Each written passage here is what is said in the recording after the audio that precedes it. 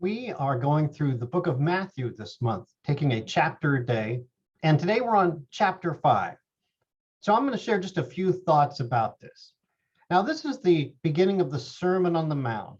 You could take months, even years going through this in fine detail, all the little nuances behind it, all the little pieces to this. I'm just going to give you a little bit of a snippet, something to think about.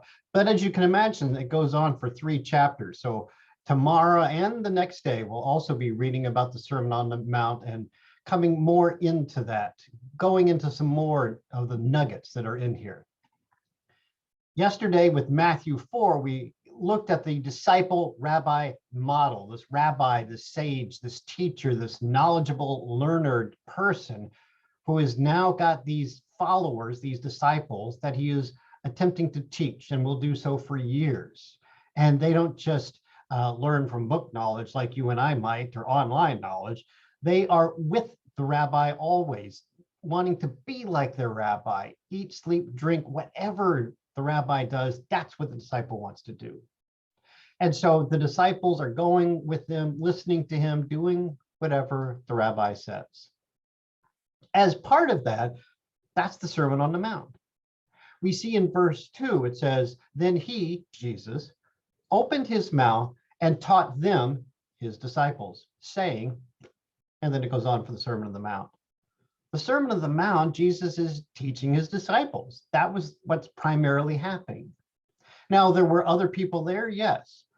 People at large would hear that a rabbi is in town or in the area, would often come nearby to hear the words of the rabbi and hopefully learn something. So there were certainly other people present. But the Sermon on the Mount, Jesus is sitting down to teach his disciples. So much of what we see in the Sermon on the Mount, Jesus is reiterating pieces of the Old Testament. I mean, if you think of the Beatitudes, they're found in Psalms. So there's a lot in here. Like I say, we could go into these for hours, for days at a time. But I want to highlight just one piece of this, or one overarching theme here. And that is Jesus is telling his disciples to go above and beyond. Go above and beyond what is expected. Go above and beyond the standard, the norm, what everybody else is doing. Let me give you an example of what I mean. In verse 41, it says, "Whoever compels you to go 1 mile, go with him 2." The little behind the scenes meeting here. A Roman soldier could conscript anyone to carry his pack for 1 mile. That was the law. We see an example of this leading up to Jesus' crucifixion, that a bystander along the road was grabbed by one of the soldiers and forced to carry Jesus' cross. We know him as Simon. Anyone could be forced to do such a deed, to carry the soldier's gear for 1 mile. But Jesus is saying to do more. Don't just do that. If you were to carry it for 1 mile, carry it for 2. The idea is that in doing something voluntarily, you're doing it out of love. It's how you show God's love. I mean, you do something for 1 mile, that's what you had to do, nothing more. That's nothing special about you for doing that. If you do it for 2 miles, you're doing it out of your own free will. You're doing it because you choose to do it.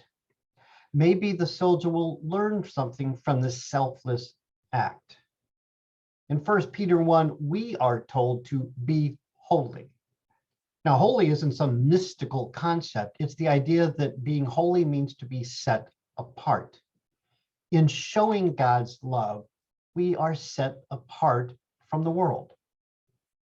In the Sermon on the Mount, Jesus is encouraging us to go above and beyond the standard, above and beyond what is expected. In so doing, maybe we can show the world that we are holy because God is holy. Doing these acts out of love, with nothing behind the scenes, no hidden agenda. So today, when you are out in the world, go above and beyond in living out God's word. Go and be holy.